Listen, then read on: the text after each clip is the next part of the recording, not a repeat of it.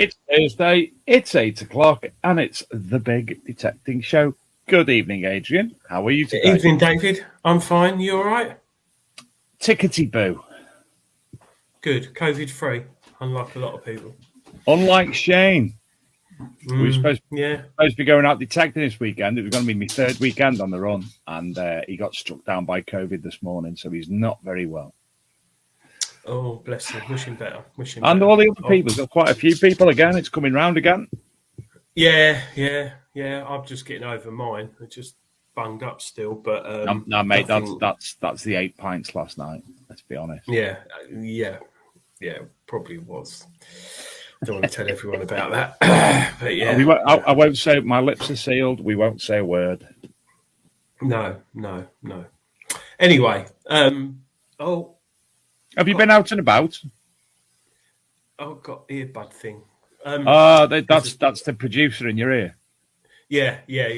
I went out Sunday. Got a new permission, which not on Sunday, but there was a man with a big gun shooting things, and he was a very delightful chap. And he said, "Oh, would you like to detect on my mother's land?" And I went, "Oh yeah." And his granddad's got permissions up north in Yorkshire, and has made a lot of money from hoards that have been found on his land. And he said, right. I'll speak to my mum. So I got a new permission. I'll go and look out on Sunday. So yeah, went out with the Atrex, finished the field test on that. It'll be in next month's Treasure Hunting magazine. Atrex, not Apex. Oh, you'll have to read. I've just got to let the dog out. Sorry, I've got a puppy, everyone, and it needs to go out. Atrex, yeah, interesting. Sorry, waffle on. Sorry.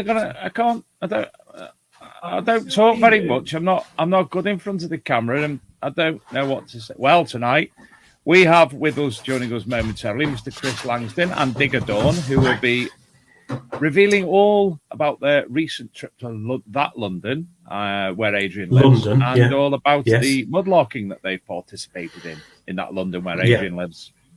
I don't live in London, David. You're a cockney. You're a cockney. No, I'm not a cockney. If you look like a cockney and you sound like a cockney, you're a cockney. I don't look like a cockney. I don't look like a cockney. You look more like a cockney. You look like that bloke off EastEnders. What is his, Phil Mitchell? What? Anyway. Short, fat with hairy... Oh, no, that was... no, hard. That was anyway, good the evening. Other fella. Hello, everybody in the chat room. Tony Kaywood, Martin Hammond, Stafford Searchy Shane... Dominic Tomczyk, where's my wee? Lloyd Sims, Kev Whitmore, Steve Denwell, Dark Knight Detectorist, Stephen Brain, John Clayton, Eagle Eye DJ, off we go, Kerry Fuller, Mudlarking with Adam Gates, Sky Jackson. Hello, Sky, nice to see you there. I haven't seen Sky for a while, have we? No. Dark Knight Detectorist, I haven't forgot your thing. I've just been busy, but I'll try and do it tomorrow. Shaz Day, Ken Cunliffe, Chris Davis, Terry Wallace, and the ever so popular Mr. Facebook user. Graham. I was whistling the dog. It's like no one's in and I'm looking after it. So it's like right. I thought you'd just been random. No. Tick. Right. No, what was his name? What was his name in the Carry On film? Jack. Nelly, come here. And he done that. Jack. Oh, yes. He did have like a tick in it. Jack someone. See if that will calm it down. Talk, Dave, or say something. Badger. Oh. Bodger.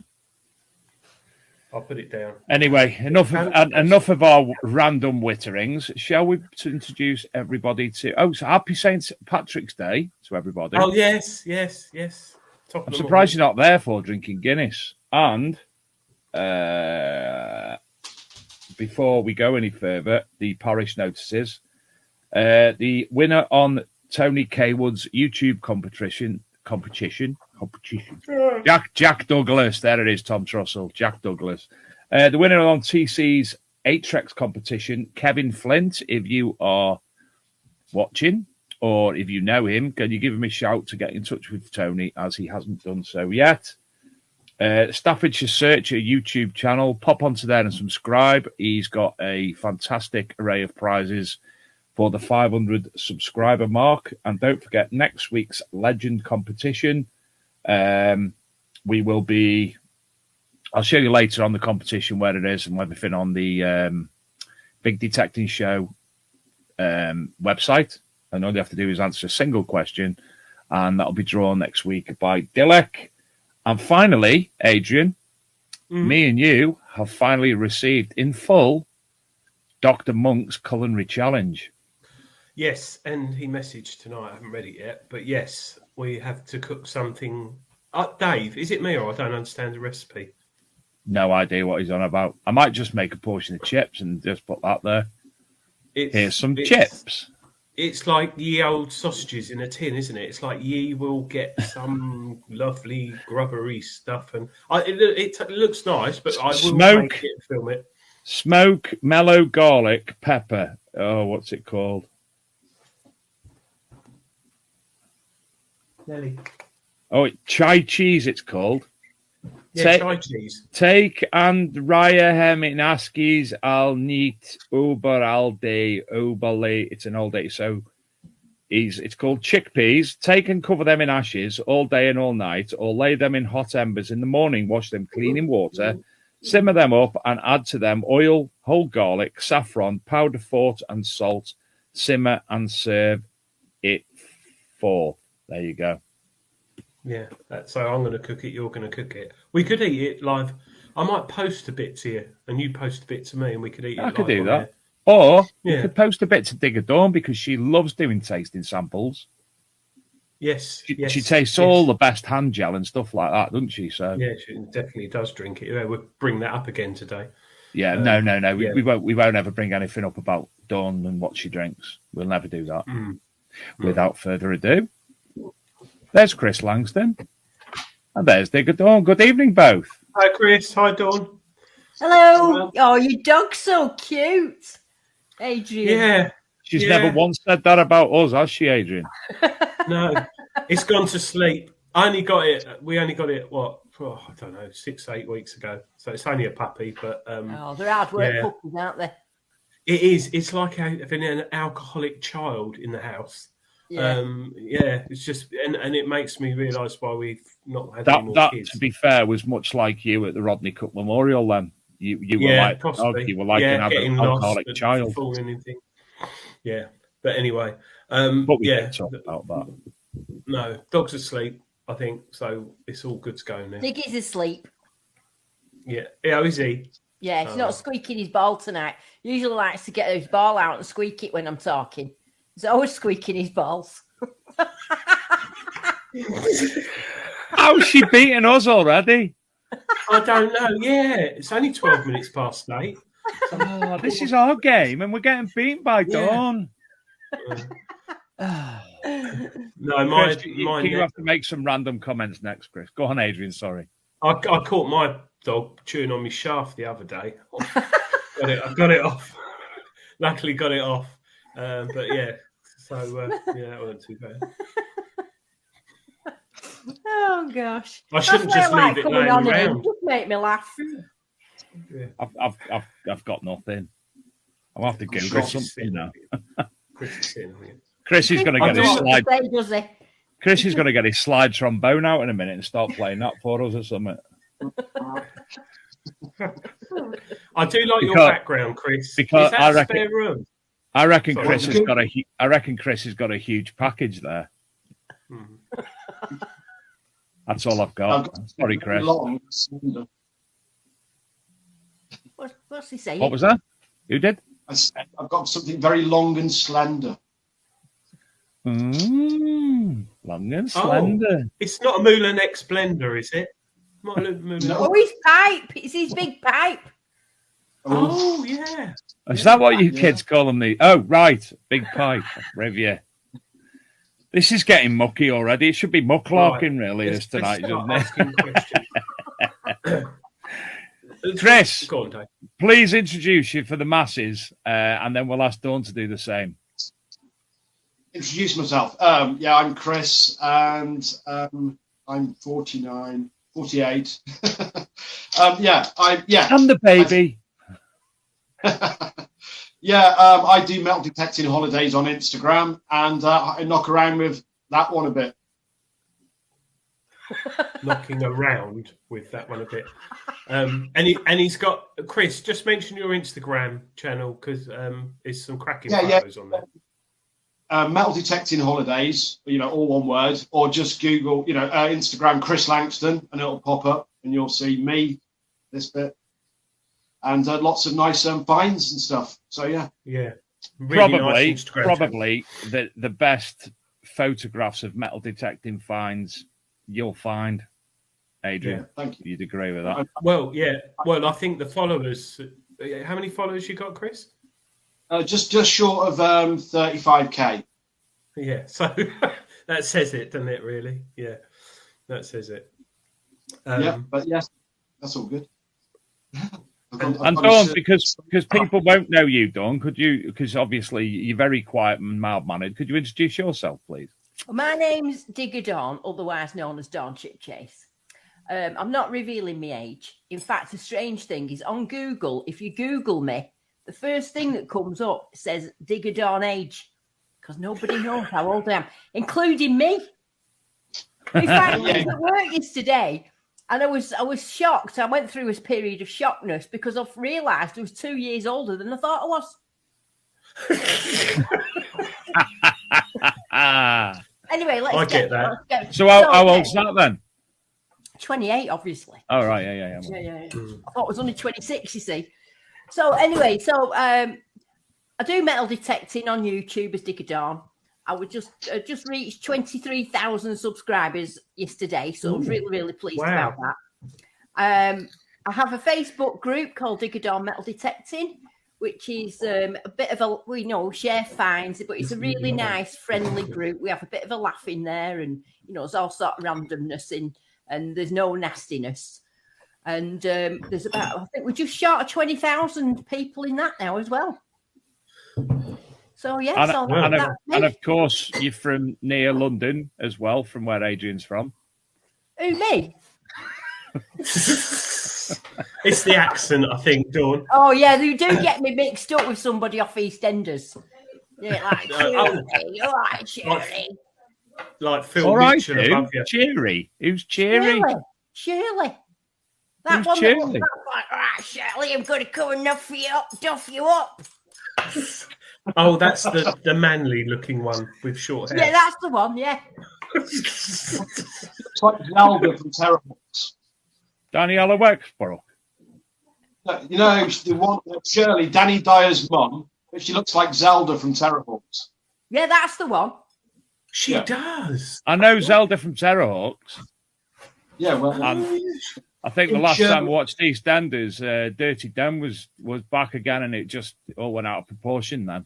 Yeah. Anyway, so that's me. So I have been hanging about with Chris quite a lot. I mean, because obviously he does a lot for Garrett and stuff like I do. And he does take good pictures, so he's handy to have on a dig with you in case you find something nice, because then you can get him lying in the mud making a nice picture for you. You see?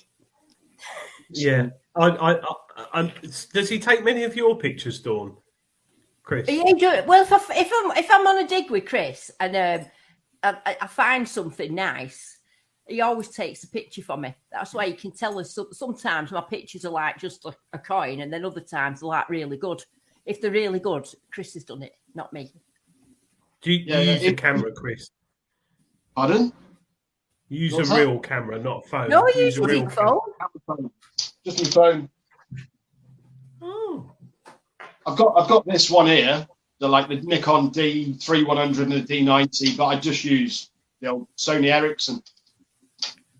Yeah, very good camera, Sony Ericsson. A lot of people forget that.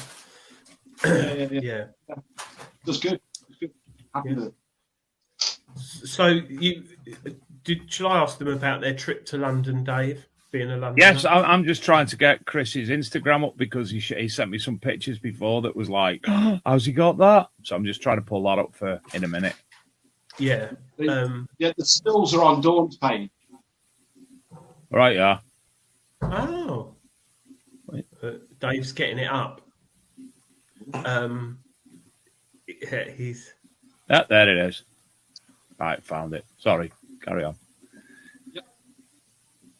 Go on, Adrian, carry on. I've found it now. Sorry. I was miles away. Yeah, so you both... Well, do you want to explain, Dawn, about a bit of mudlarking you did the other week? It's... I've talked to Nicola, obviously, on YouTube. She's commented on my videos a few times. I've commented on hers. And then we met at Detectival, actually. That was the first time we met at Detectival. And from the instant that I met her, we just got on like house on fire. You know, when you just get on with somebody straight away. Yeah. So anyway, so we arranged to meet up. And we did meet up last October, if you remember, when she came metal detecting. Yeah. We had a really good time. So then she said, well, let's return the visit and we'll go down mudlarking. So we arranged it for a few weeks ago for February half term. And we went down for 4 days. And it was absolutely fantastic. I really enjoyed myself. I mean, the thing that was really good about it, as well as seeing Nicola and meeting Si Fines as well, because he came along, was the fact of getting away from the weather was the main thing. Because I set off, and it was like throwing it down with rain. It was like you couldn't, windscreen wipers are on storm. And by the time I got to London, there wasn't a cloud in the sky. It was like being abroad in Ibiza or somewhere. So anyway, we got down there and I was all excited to get on the Thames because, I think everybody's always, it's like a little dream to do, isn't it? And I'd always wanted to go. So anyway, so we went down. We did, the first day that we went down, we just did pure mudlarking. And I'll stay on that day. And we're looking around at different things. Si Fines came down. Chris was doing quite well looking at stuff. Si was. Nicola was. I was absolutely rubbish. In fact, I think they felt sorry for me in the end because they kept saying, Nicola and Si kept saying, have a look in that circle and see if you can see anything. And it was like that. No. Oh, look, the bottle top. And so they was helping me. And but there was some absolutely fantastic finds came up on that first day. There was a coin. I don't know if you saw it. What Si sort of pointed out, and then I pulled it up, and we were looking and trying to work out what it was. Well, he's just emailed me today and said it was a Viennese soldino from 1600. Wow. Yeah, I thought it was some sort of 2p, because of the colour. I mean, when you find something in the Thames mud, because of the anaerobic thing, with the oxygen not being able to get there and everything, you find we're in a totally different state to what we'd find, obviously, in a field. Really, Chris, you found something, didn't you? Come out new. It was like no shit in it, and it was gold. Have you got it? Is it dulled off a bit? Yeah, kind. Oh, you can't see it now. Hold on. No, you can't see it properly. It was like gold. It came out looking new. Yeah, so it looks like a brand new 2 pence. And what is it? It's a ship halfpenny, Elizabeth II. All right. So yeah, but it's coming out good as new. Yeah. Yeah. Well, I found a 2 pence in worse condition. So. And Sywell, he was out there. He found a Roman coin didn't he? He found one and he came up with it, and that again had this like colour on it. Obviously it had its age with it, but it still had a little brightness to it. Like because it'd been in the Thames. Yeah, imagine finding a Roman coin in the Thames. And then Chris found the best pipe of all time. Because we were hunting for clay pipes, weren't we, Chris, really? Go on, Chris. Show us your long, thin pipe. Well, the stems that we find when we're metal detecting, they're all little tiny little bits of stem. But everything down there is this sort of size. Good Lord. So they're like stems on stems. And then I found that. Look at that. A whole one. Wow. And show it. The only bit that was sticking out was that little blob bit on the bottom. It was just that tiny bit. And Nicola will laugh if she's watching this, because you saw that little bit, didn't you? And Nicola said, "Oh no, blah blah blah," and she said no. So Chris went for it, and we actually filmed it all as it was coming out, didn't we? And it was going on and on and on and on, and then that popped out, that big pipe. That's brilliant. What a feeling! It was like digging an amazing coin. Yeah. Yeah. Oh, are you going to smoke it? Probably not. No, because it's got Thames mud in it, rat-weedy mud. Yeah, you get Viles disease. Was there many people? Was anyone else mudlarking when you were down there? No, well, yeah, there was a couple of people down there. I think Nicola knew them. I think they must be, like us a bit when we go out and you see people that you know. There was a couple of really nice people again, weren't they, Chris? Like really nice and chatty. Loads of time for us. It was really good, friendly and really quiet. It's like London, but it's deserted because you don't see anyone in the riverbanks. So you get all the sights, but none of the people. It's amazing. So there was no people looking over the side going, ooh, ah. No, not really. No. So you don't notice them. And you're like, I don't know, 20, 30 feet below that level when the tide's gone out. So, but yeah, look at that as well. Hold on. Oh, that was your dead dog's head, weren't it? Nicola's found about two of these. And it's a little terrier skull. And they used to use the terriers on the ships to stop the ropes getting chewed and stuff. So it could be a rat dog, a Ratton terrier. Look at that. Oh, wow. It's got some eggs. Yeah. That's immense. Yeah. That's amazing. Sorry. Are you going to be going back there again? Well, if they invite us, I'd love to go again and have another go at it. I mean, there's my little find of the. I don't know if you can see it. It's so it's got a little man on it. Oh, yeah. Oh, yeah. Decorated pipe. That was my dream. That again, I did have a little bit of help with it. They felt sorry for me. I was like a charity case. There's a man sat down. You can't see it on there, but I'm chuffed to bits with that. And then I also found.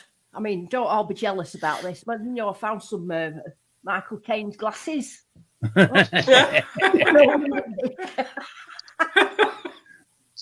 So was it sorry, Dave. I take it you both had to get licenses and the correct bits and bobs to be able to go on the foreshore. Yeah, we got a monthly license each. Was it how much? It was about £50, £54, I think it was, for a month for the license. You can get one if you get a yearly one. You get a much better discount. So it's just you can't do a day pass. So the earliest you can do is a month. Right. Earliest, shortest, should I say? Yeah. So we got that, and then the other thing is you can't dig on there. Obviously, you've got to just have a little what you can see. Sorry, go on. 7 centimeters, wasn't it? That's about that big. That's about 7 centimeters, isn't it? And I mean, the thing I found the most difficult at first with it is, I mean, Nicola was just traipsing across this mud, she was all over. I was frightened to death of actually like falling and like being drowned in mud. It's really hard to walk on. In fact, I was talking to Chris. I know. I said to him, imagine if you just fell in this, you'd never be able to get out, would you? And I just as I said it, my foot went down a big hole, didn't it? And if it hadn't been for Chris saving me, it might have been the end of Digger Dawn. Yeah, I was trying to scramble to hold onto a welly and pull a welly up while I was trying to get onto a brick while I was sinking. Yeah, it's very dangerous. Yeah. And you've got to know the tides there. Like obviously Nicola knows the tides like back of her hand, but the tides come in very, very quickly, and it's not just shallow. It is about 20 foot deep when it comes in. Yeah. So you wouldn't realise that, would you? No. See that. That's an onion, like a shard of an onion bottle, like a flat bottomed. But they're flat bottomed, so they didn't roll over on the ships, I guess. Yeah. I tell you what, you must have been overloaded by the time you come home. The bloody prizes that you're finding down there. Yeah, this is like a little 15th century clay pot. But yeah, just all perfectly preserved. Beautiful. Yeah. These are little, it's like a little jug. It is. So, I might have had a hoard of coins in it at one point, Chris. well, you never know. Yeah. So, Nick. I had one of them.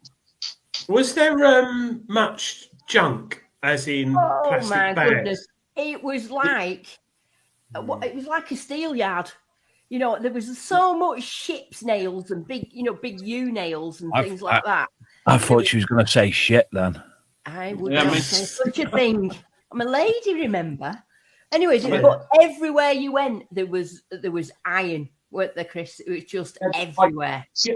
There was ship timbers, get that right, in there that were like ship's timbers, like oak, chains, and the rope that was in the water was still preserved. You could actually see it like the rope that you had in school for climbing to the roof and back. Obviously wet, it's not rotten. Bizarre. Anchors, all sorts of things there. We were in an old shipyard, weren't we? Royal Navy shipyard. So it was just packed. Loads of nails though. It would have been a nightmare. To get into the Royal Navy shipyard, then do you need additional permission for that? Because I thought something like that would have been. You're not coming in there. Well, no, because most of the tin that would have been there has got flats built on it now in the 1960s or whatever. So it literally is just a harbour wall now. Right, so there are parts of the Thames that are protected. You can't detect by Parliament or mudlark by Parliament, obviously, for terrorist reasons.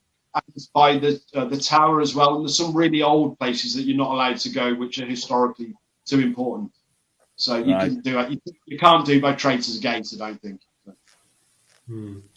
Well, sorry, when I said like rubbish and junk, what about like rubbish as in modern rubbish, like plastic bags, bottles? Was there a lot of that? Not really, no. There wasn't that Just much. needles. No, not really. I didn't see things like, Coke cans floating down and your old Asda bag and that. There weren't really stuff like that. No. So, it was all old ship iron, weren't it? Yeah. And 2 negative COVID tests. Oh, do you pick them up? They come in handy. Yeah. You don't got them, have you? I thought you'd really have good them. memory, didn't we? That was new. A bit of a memory. Ram. What? How on earth? Well, I suppose. Why would you? Well, I suppose you might throw it in. Yeah, 2 gig or not 2 gig? That is the question. Yeah. Is it a 2 gig one? Yeah. SV as well. Oh. Clean that up, put it on eBay. Dave will buy that. So you didn't. Sorry, bad metal detecting finds. Yeah. Did you get the detectors out? Well, on the first day, I'm telling you about the first day. So we did the first day. We went on the Thames, found that great park, didn't we, and everything. And then we had we were lucky enough that Nicola knows this guy who had a place called the Caravan in Canary Wharf, and he kindly just said to us, because he knew we were in that we could go for a meal, and it was all free of charge. So we went for a really lovely meal in Canary Wharf, didn't we? Yeah, it's cracking. Yeah, really? All free. At the end, he went, there is no bill. So big shout out to the Caravan in Canary Wharf because it was absolutely lovely as well. It was on plates and everything. Hey? It was on plates and everything. You had to use a fork and everything instead of your fingers. So the next day, we decided that we were going to go out with a trial, do a little bit of metal detecting and some mudlarking. We were going to do a bit of both. So we got Nicola, myself, and Chris. We all decided to take the Apex, and we all had the small Ripper coil on. Because we thought that would be the best, because of the amount of junk that's on there and everything. Well, to say junk, iron and things. So we got the Uber boat, which was, if you're ever going to London, you need to get on that Uber boat. And we went all the way along, went past all the London, all the sightseeing things that you can think of, right up to Putney area. And then we met up with a guy called Tobias, who detects up there quite a lot. Anyway, he took us to this particular place, and we got the detectors out, and we started having a go. So it was doable, weren't it, Chris? Yeah. It was definitely doable, and they were doing it, but I tell you, it's so hard work. It's really, really hard work. I mean, there was 3 different detectors on there, weren't there, Chris? Chris, you go on. Yeah, basically, the detectors, there's a lot of iron. So I initially decided to notch out all the iron, which was a bad idea because, as you know, iron does ping up normal, as normal with big pieces. So just notched about a quarter of the way out from the iron. So there's a bit in there, and it's really tough, but every detector that was there, you're struggling a bit and you don't know what you're digging. You've got to listen for real high, sharp, small sounding bangers. If you get an iffy signal, forget it. It really isn't going to happen. And that goes for every brand. It's not just exclusive to that. I think the Apex might have had a bit of an advantage because of that multi-salt mode, and it is because it's tidal as well. So that was quite good. But I found like 3 coins and a few bits and pieces in there. Yeah. So yeah, I mean, it's doable with any detector. You'd have to get your head around it. It's like detecting in a field of hot rocks or iron. So it's a bit of a mind-blowing thing. It takes a while to tune in. Wow. Yeah, I mean, the thing for me with it is obviously I was getting into it, but detecting for me is all about that chilling out thing, that bit of meditation and that bit of, getting into the zone. And you know what I mean, don't you, about that? Yeah. We all know what we mean by that. And on the Thames with a detector, you couldn't do that. It was like being in some sort of nightclub, it was like, because there was so much stuff. What was it doing? Sorry, I thought you were having a stroke then. Sorry. You can definitely do it, and if you tuned into it and got used to it, and got used to that. But for me, I really enjoyed the eyes only on the looking around, because you could get into that chill zone, just looking and walking and listening to the birds and everything, rather than fighting through everything, listening for eye pings. Yeah. What are we going to say, Adrian? I was going to say, have you seen Sci-Fi's YouTube video with John Webb? Have you seen that? I know John Webb, but I know I haven't seen that one. Not our John Webb. John Webb, no. Old John Webb. No. John Webb was one of the first people to metal detect on the Thames foreshore, and Sci-Fi's in his later years met up with him and was friends with him, and sadly he passed away last year, Dave, or the year before. And I think it was 2 years, yeah.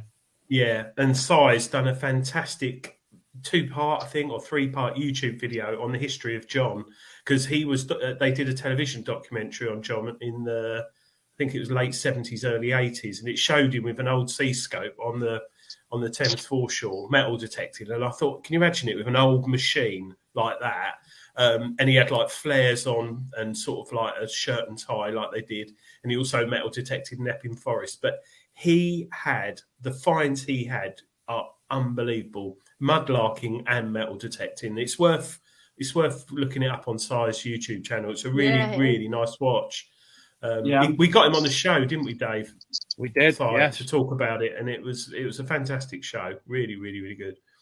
Yeah, Dawn didn't tell you about when we went for a meal at Nicola's house, and if a house blow you away, it's this house. Dawn. Wow. From the minute you open the door, it's like you've entered into some museum, and she's got everything is perfectly placed to look. It's not like in lines, but everything's like so artistically placed. And you can just look at everything. She's got pipes everywhere, and she's got all the finds everywhere. And she keeps everything. She even had an old 1970s shoe, like an old platform from the 70s. And but didn't she have someone? And when we had a dinner, she put like an old medieval candlestick bed holder out that she'd found, and we had stuff on Roman tiles, didn't we? Like Roman tiles she'd found. Oh, it was fantastic. Yeah, it really You've never was. seen pipes in your life. Yeah. Nicola came on the show a few months ago, and we only saw the back of her room, but through the whole show, Dave, weren't we? We were just like that, looking at it. And then she had that wooden thing, that thing with all nails in it. That's that scary, like donkey strange thing. Yeah. I had a look at that. That was on Listen, the news. I've just pulled up that video that we were on about, just so people know where it is. It's the video about John Webb on Sci-Fi's YouTube channel. So just to briefly show, there it is. It's one of my favourite YouTube videos. I love it. There we go. So obviously you can't hear it because I can hear it and you can't, but just shows this is a gentleman who's been metal detecting in the UK way back when it all began. And just look at some of these finds. It tells you a story just straight away. Yeah. He almost made a living out of it, didn't he? Because he used to go on, and he also has certain interesting views. Oh, yeah, that's a good one about it. And the gold he found, silver, so amazing. I mean, the thing with the Thames is it goes back so far in history that the history just, it's just everything. And you just don't know what's going to come out of the mud the next day. No, you're right. It could be from 1999 or 1998. No. Or the year 89. Yeah, you're right. And I think if you go back and look at the history of it, it was used like everything went in there, didn't it? They used it to chuck loads of stuff away. I'm pretty sure, haven't you find even Bronze Age founds there as well? Yeah, as a lady, Deb Dunn Johnson, which is in your group, Dawn, and she found a Bronze Age spear tip, like it had been dropped there yesterday. Wow. Just wow. Yeah. Wow. That's my dream, that a Bronze Age spear tip. Oh, I'd love to find one of them.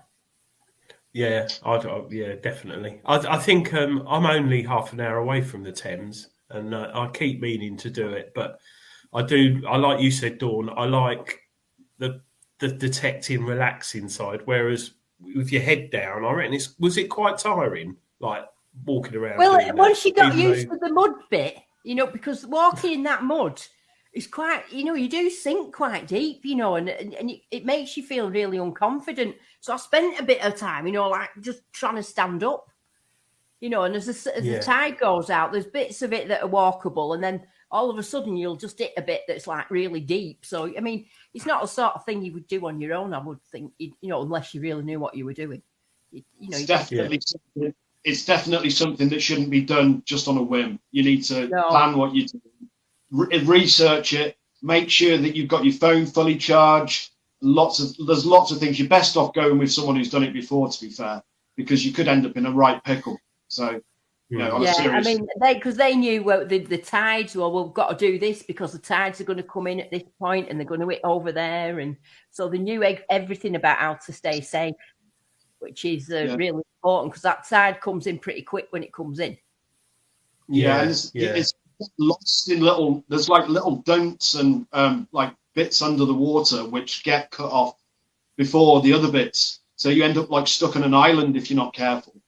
So you have to be really careful with it. With your metal detecting holidays, Chris, is that something, because that's on hold at the moment, isn't it, because of COVID and all that? Is that poorly low? Yeah, and you're not well as well. Is that something that people who you've had in the past have said, "Oh, can I do that?" No, but we've had people that have been on like a bit of a British tour. Bethany, Alaska Relic Hunter. If you met her at Detectable, I think, and she was with us. She's does a lot of scuba diving and what have you. Yeah, but you didn't come and introduce anyone to us. You just kept them to yourself. Remember? Oh, okay. You brought cake and then you took everyone else on the merry way. Give Dave cake. He won't see anybody. Give him cake and then we can move past quick. I know your game. And Dawn can drink more hand gel. Hand sanitizer. Hand sanitizer, yeah.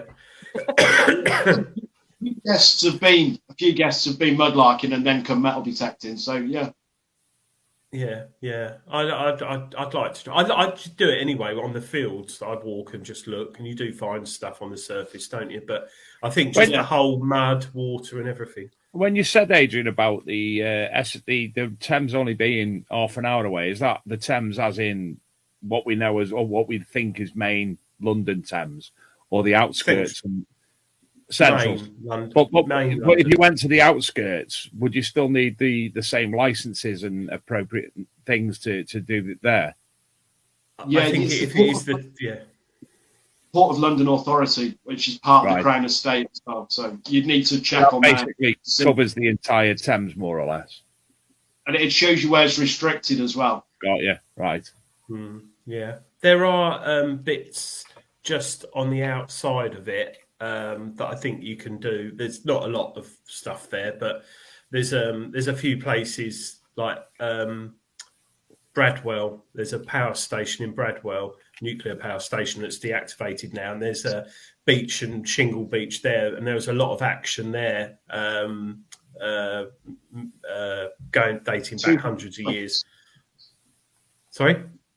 Two-headed coins.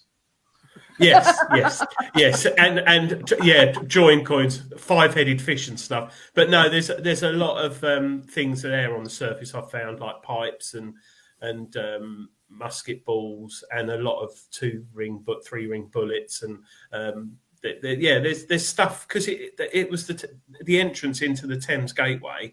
You know, ships and boats had to go up there, so some of them might have stopped and dropped off. But yeah, there's certain areas outside London that you can do mudlarking. But yeah, I just, like I said, it's just the mud, and it stinks. It does smell.